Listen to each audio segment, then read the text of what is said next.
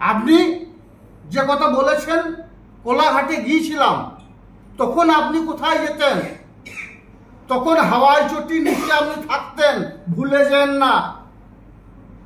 হাওয়াই চটির নিচে থেকে একের পর এক পদ, একের পর এক নেতৃত্ব, মন্ত্রিত্ব তিনি মাননীয় মুখ্যমন্ত্রী মাননীয় মমতা বন্দ্যোপাধ্যায়ের দয়ায় হয়েছিলেন, নেতা বেনেছিলেন।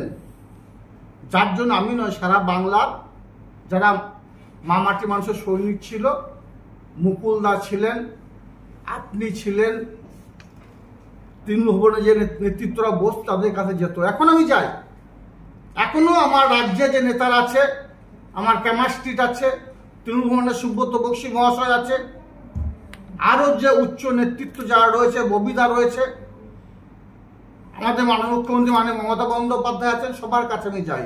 কারণ এই জন্য যাই, বীরভূম জেলার উন্নয়নের স্বার্থে আমি যাই।